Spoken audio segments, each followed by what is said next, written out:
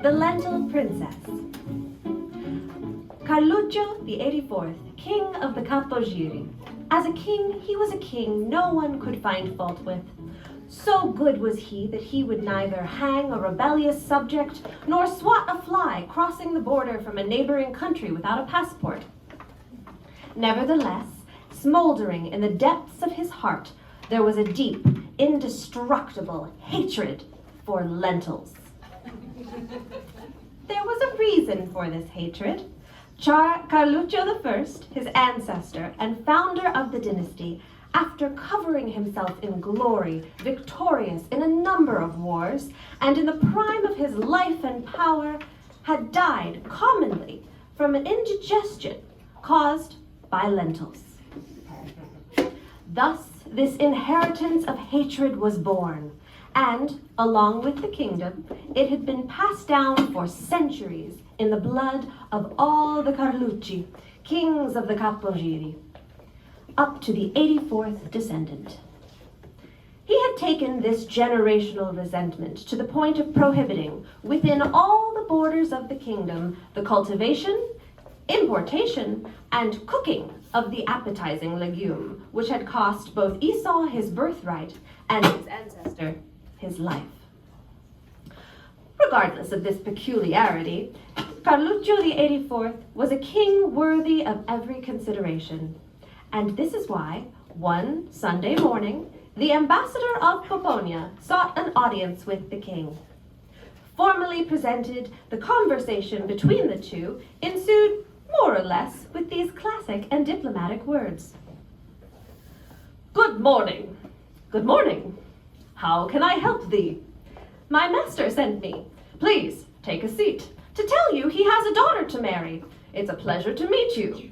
Do you want to marry her? Oh God, I don't know. Off the top of my head. Let me think a little. There's nothing to think about. She's beautiful. She's good. She's rich. Believe me, she's a bargain. So be it. When is the wedding? In a month? Does that work? Very well indeed." Precisely 1 month after this conversation, all the orange groves with which those lands were fertile blossomed as a sign of jubilation, despite being out of season. And the swallows returned earlier than expected from abroad to witness the wedding between Carluccio the 84th, king of the Capogiri, and the daughter of the emperor of Poponia. It promised to be a memorable wedding. Carluccio, all perfumed with forget-me-nots, in the midst of his dignitaries, officials, and various hangers-on, was waiting on the steps of the royal palace for the arrival of the bride, all veiled in white. In a carriage of gold and mother-of-pearl she was advancing, surrounded by her squires, grooms, and carabinieri. The brass bands blared, the bells tolled, the crowds cheered, and the elementary school students sang appropriate choruses. The king, when the gold and mother-of-pearl carriage arrived, went to meet his fiancée to help her get down, but suddenly stopped, as if paralyzed, with his arm outstretched and his mouth wide open. Under the veil, which shaded the princess's face, he saw her pale beauty dotted with an infinite number of freckles. Tiny, round, dark spots. A lentil face!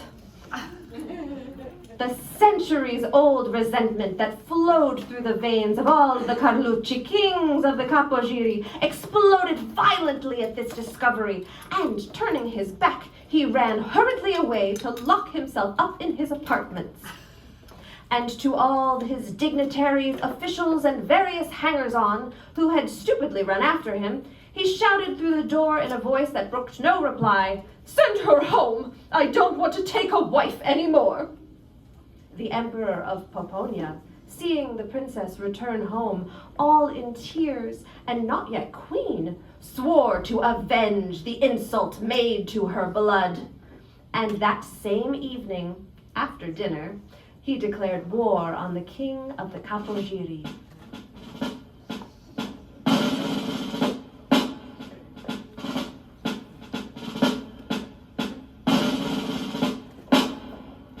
The war lasted 10 years, and perhaps it would have lasted longer, if not for one day at the end of a bitter battle, Carluccio himself was taken prisoner by the enemy and thrown into a prison that was as dark as unlit prisons get.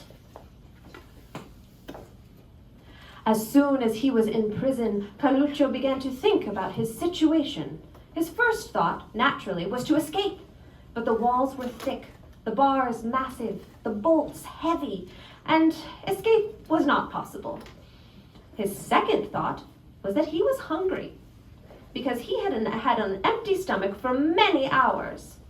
Unfortunately, his hunger had time to grow in abundance, because for the whole day he saw not even the shadow of a chicken wing nor a slice of bread. Only towards the end of the evening did a jailer enter the cell carrying a large, steaming bowl of food. He saw it and rushed towards it immediately, but as soon as his eyes fell on the contents, he was flabbergasted. It was lentil soup. Lentils, do you understand? Lentils with pork rinds? And in an explosion of anger, forgetful of his real hunger, he overturned the bowl on the jailer's head. The next day, his hunger lasted, as we know, 24 hours more. However, when the jailer entered with the same soup as the day before, he jumped up with such violence that the poor man, already scalded once, ran away with the bowl, scattering behind him along the stairs and the corridors of the prison a long trail of lentils. But on the third day, lying on his bed in a pitiful state of prostration, he didn't even have the strength to rebel, and let the jailer, who approached cautiously, place the bowl on the stone that served as his bedside table. The unfortunate man was dying of hunger. His vision became blurred, his ears buzzed, his temples pounded as if a whole bell tower were ringing in his head, and in his stomach he felt as if he had a suction pump sucking out his insides. To top it off, a sharp, subtle smell, the smell of lentils, climbed up his nose until it pierced his brain like a drill bit. Who, let's be honest, could ever resist such torture? How it happened, he didn't know, but suddenly he realized that he had the spoon in his hand, and it seemed to him that the spoon itself, by its own volition, guided his hand up to his mouth, and his mouth automatically opened. A spoonful, another, a third. But oh golly, these lentils weren't bad at all. On the contrary. And in a few minutes, the bowl became empty, clean and shiny, and it looked like it had come straight from the potter. Regaining his strength and reason, he began to hit the bowl with great blows with his spoon, like a customer in a hurry, shouting loudly, "Jailer, another portion!"